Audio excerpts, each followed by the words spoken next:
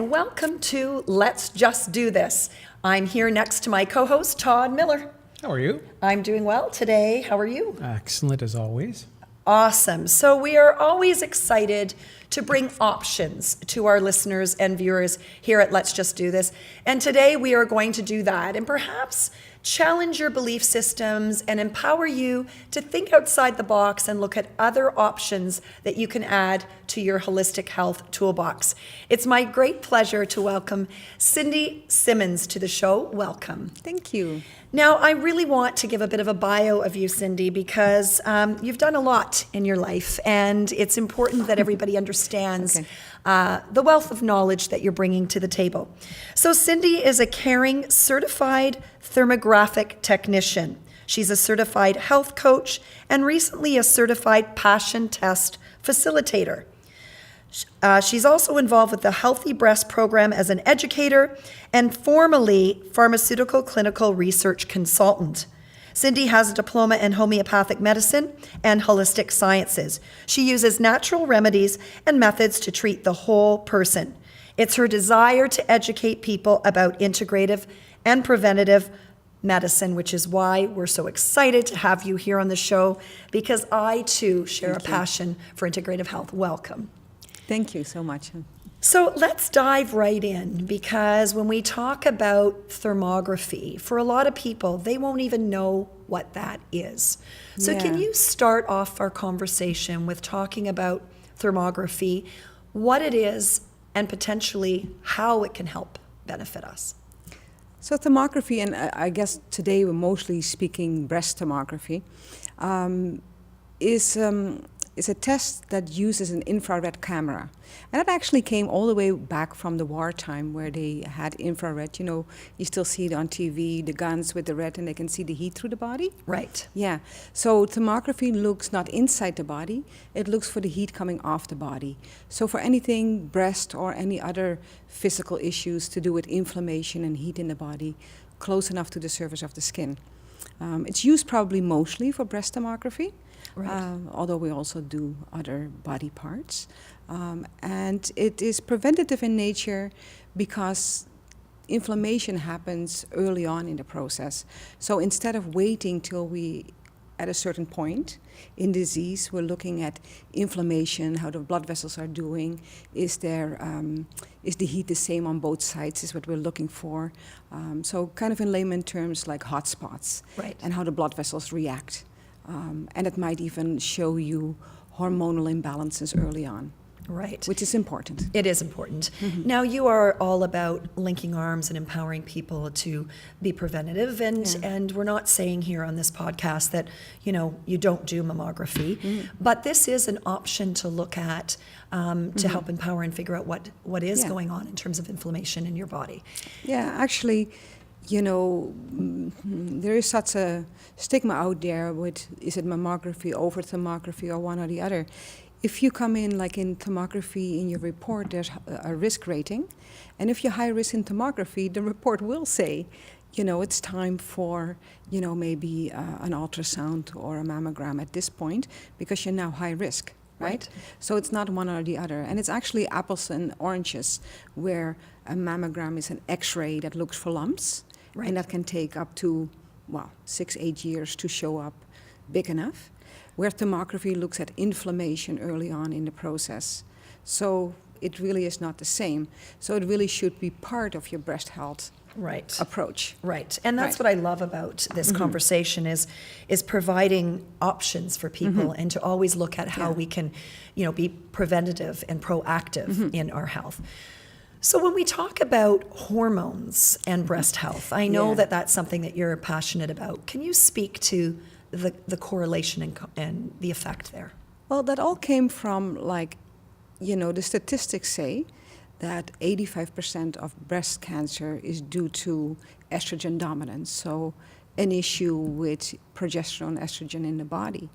So that's really, really important. So to me, breast health and hormone health are linked. And in your report too, it shows up. Like if we see there's certain patterns that show up in thermography, if there's an issue already with hormones, you can now do something about it. So my next step for people when they come in and they ask, now what? I have this report, now what? It's really like, have your hormones tested, because we want to prevent that estrogen dominance, as we call it. Right. And there's a lot we can do. It's not only about bioidentical hormones, it's about lifestyle changes, chemicals out of the environment, on the skin, everything else. And Right. Our diet. the diet, food. the biggest probably, and the Yes. one that most people don't like. To change. And people always say, like, it's too expensive to eat organic. What are you talking about, Sin? I always tell people, well, for me, I have a 15-year-old daughter. This is my insurance plan, right? Yes. Like, because if I eat healthy and she eats healthy and I watch the hormones in the diet, Yes. that's a huge bill, really, just right there, right? So, I pay a little bit more for the organic food, but lifestyle and prevention is just, really Yes. important to me. And there's lots of ways that we can reduce the amount of hormones and chemicals that we're being exposed to, even if it's not just organic. There's lots of different ways. And that's what I love about holistic health and building a team around you so that you can find various ways to talk definitely. about that. So can you talk a little bit about, I know you have an actual book. It's a little book, yeah. I love it. I love the fact it's called Secrets to Breast Health and Healthy Hormones. Tell us a little bit about why you did this and what people can learn from it. I've been doing breast tomography for a couple of years, and then I moved to the Bahamas and had to wait for my work permit and everything else. And I had found that every time, like, I do thermography, we have a complimentary visit where we talk about what to do, what not to do. And I felt like people were starting to approach thermography the same as other tests. It's like, it's no good to do the test if you're not going to do some action. Right. So I had time, and I sat down, and I thought, everything that I say, I should probably put in a book, and something that I wanted it to be simple, and not about, like, there's lots of books out there that are very technical. What can we do? So there's a program in the back of the book that is, Baby Steps to Breast Health. It's a 12-month program. So if you make one change a month, in a year, that's 12 changes. That's huge, right? Yes, indeed. There's a sheet in there that you can copy, hang on the fridge, and tick off all the things that you have implemented in your life. And also for me as a homeopath, like, not being in fear. And, so the book to me is very important. Or when people come to me, it's very important that they walk away with hope and not fear. What can I do? Be proactive. Yeah. So most people find it very like, I can breathe now. I know I'm doing something. And that brings the fear level down, right? And then that ups your immune system and everything works together. Oh, I want to jump off on that point because you're absolutely right. We do live in a society where we fear things, and it keeps us stuck. But part of that fear is because then what do we do? What do you do? Yeah. The interconnection, and you just said it, the interconnection, what that does, our fear and what that does physiologically to our hormones. Yeah. Let's talk a little bit about that because wow, is that powerful. When we talk about, people come into the clinic regularly and will say they've been through a very stressful period and then they get sick. Yeah. Right? Their immune system is down. It's real, is it not? And it certainly is real with breast health as well. I think, preventatively, we've gotten very good at doing physical things. Right. Like our diet, lifestyle, all these beautiful things. But still, like, if you do them in fear, you're still not getting ahead, right? So, and I think you can really see it sometimes, in dying people or when they get the news. In homeopathy, we call it the bad news. Like, if you believe it, right, like people, you become right? it. Like you right away, the disease takes over. I think it is because fear brings your immune system down, and now, So if you lower that gate, it's kind of like things can come in, right? Absolutely. More. Absolutely. So very important to always have hope and work on the positive and do things in joy. And that's why I'm calling them baby steps too. It's just, it has to be fun. Indeed. Yeah. There have been so many well-publicized examples of people that have confronted their illness positively and beaten it. Yeah. And there are other people that go, oh, I knew it was going to happen to me, and this is hopeless. And sure enough, they get very sick. Yeah. You know, like when I was in homeopathic college, somebody, and I forgot the name of the Japanese man now, he did this photography of water crystals. And they had positive messages and negative messages attached to it. And the crystals of the water would actually change. I remember seeing that. It's a beautiful calendar, like I have it somewhere, like I always forget his name.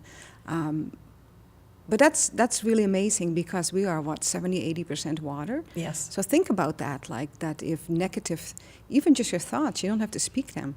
These negative thoughts, this fear, like it just changes the On a cellular crystals of your level. water on your cellular level. So Yeah. I would say, like we're saying, diet is maybe physically the most important, but I think, the mind is just probably the most powerful in all of it. It is. And I Yeah. think one of the most challenging things to tackle because of the way we're conditioned. Because right? we're conditioned from small, we're on autopilot, right? Yes. From upbringing, from environment, from parents, teachers, Right. right? And yeah, it's a fear-based. Living, fear-based living, living, yeah, rather it than is- living it from the is, heart. And, yeah. yes. We are going to need to take a short break, but when we Okay. come back, what I'm excited to do is talk and sort of let people know what to expect with Okay. thermography. I think, like what does that actually mean? What can they expect? Yeah. Where can they find you Yeah. for more information? All right. And so Good. stay tuned because we'll be right back here on Let's Just Do This. Welcome back to Let's Just Do This. I'm Todd Miller on your TV on Let's Just Do This, and Margaret Wallis-Duffy's with us, and our terrific guest, Cindy Simmons. Thank you. So far, we've been talking about breast health, but breast health is also very important for men, and I think you know why. Yeah, well, the percentages are up now for breast cancer for men. I think that's also the same link again with hormones. So it's gone from like where it used to be 2% of men, it's now 5% of men.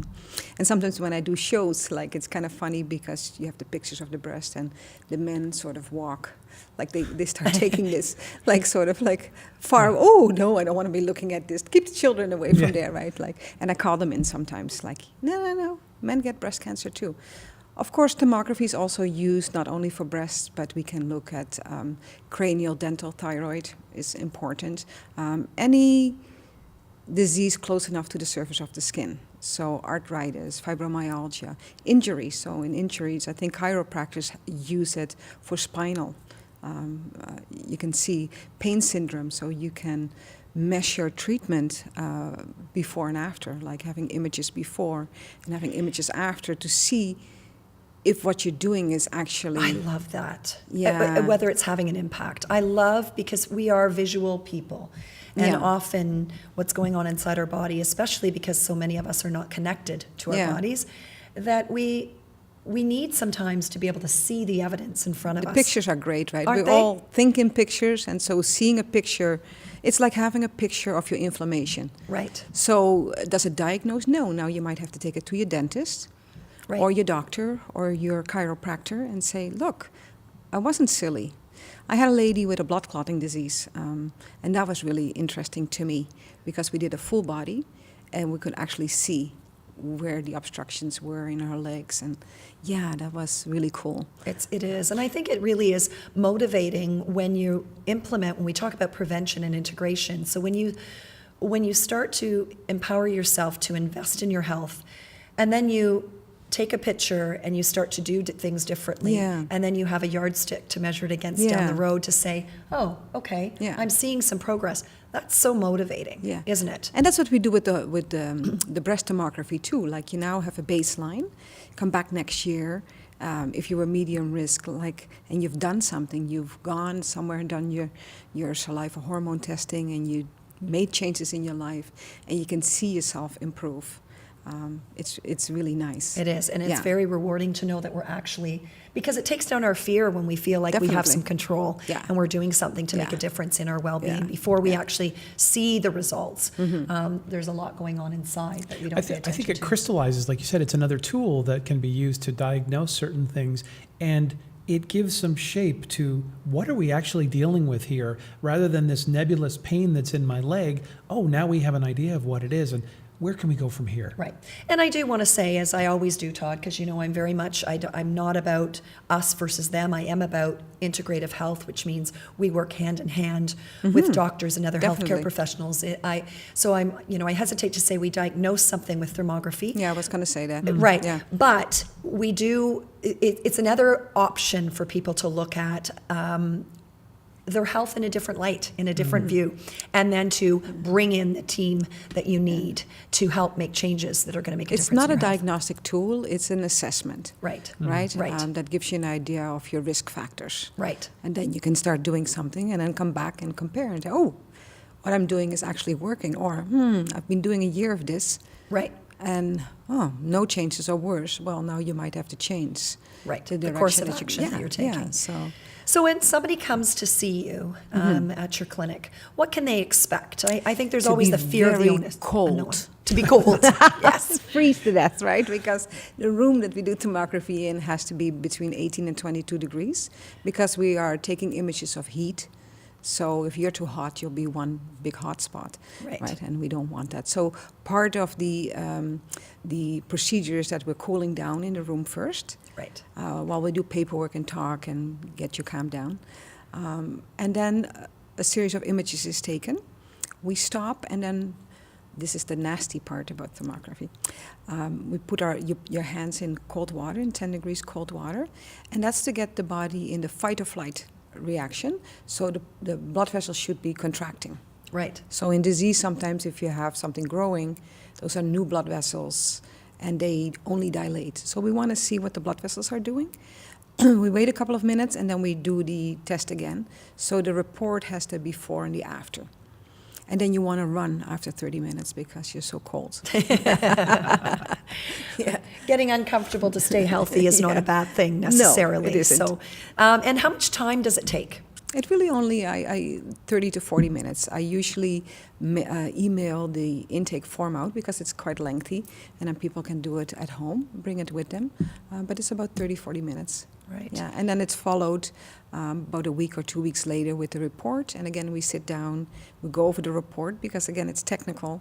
So I Right. want people to understand it properly and go over the what ifs and what nows and Right. rebook you at that point. Yeah. Right. Yeah. Now, thermography is been talked about worldwide, and let's be candid, there's controversy around thermography. I love that you are so solid in your passion and your experience and your working togetherness. That's why I wanted to bring you on the show, because I really believe that we are better together. As I always say, people will get sick of me hearing it, but it's so important. Can you tell me a little bit about globally? You're connected with the thermography community worldwide. I mean, this is not Yes. something that's just done locally. No, probably in Europe way earlier than here, but it's been FDA approved since 1982 as an adjunct therapy. Right. So not a standalone thing, but alongside. So when I started it 9 years ago, there were only, downtown Toronto, there wasn't a lot. Now there's over 30 of us just here in Canada and the US, and there's other companies, and so it's coming, right? Right. I think the truth about cancer put a lot of attention to thermography Right. too, so that helped. The more people learn. And the difference from when I started to now, I find is when I started, people would call and I'd have to educate them. My phone now rings because they've chosen it. Right. Because And they are that's- educated and are making they're a already decision. educated. It's so nice to see that difference, or being at a show and hearing somebody say, "Oh, yeah, I've done that. Oh, do you know about this? Like, I know about this. I've heard about it." Right. It's like, so I know we're getting there, even though sometimes we feel like, wow, So that's really nice. And I really, I come from a pharmaceutical background. It's not one over the other, Right. It's so true. Yeah, because there's a place for both. And I always say with my That's own right. health journey, if it wasn't for conventional medicine, I wouldn't be here. But if it wasn't for complementary medicine, need I both. wouldn't be here. You need both. You do, don't you? You You know. absolutely. There's something else that you do that intrigues me, and I can't wait to take this program. It's called the Passion test. Yeah. Can you tell us a little bit about that? I mean, yes, it's off thermography, but I got you in the hot seat, and I want to talk about Well, this is my passion. So It is. Here we go. Yes. Well, the passion test, it's a book also. It's a working book, I would say, that I've used personally probably 10 years or so. And I loved it. And it wasn't until about 3 years ago that I came back from the Bahamas and went through stuff and thought, I have to pick up my passion test. And at that point, I kind of thought, wow, I want to bring this forward. Like, it's done so well for me. I do it every 6 to 8 months. And it's about finding out your passions in life, which is not your goals. Like, your goals should be coming out of your passions. It's about looking at what makes you tick, what makes you, if you think about it, what makes you tingle, Yes. that excitement. And I think you're a good example yourself, actually. Like, when people are passionate, they actually don't experience stress in a negative way. I think they have 2 words for stress, right? Like, there's negative stress and then there's eustress. Right. Eustress meaning positive. It's a positive effect on you and doesn't take you down.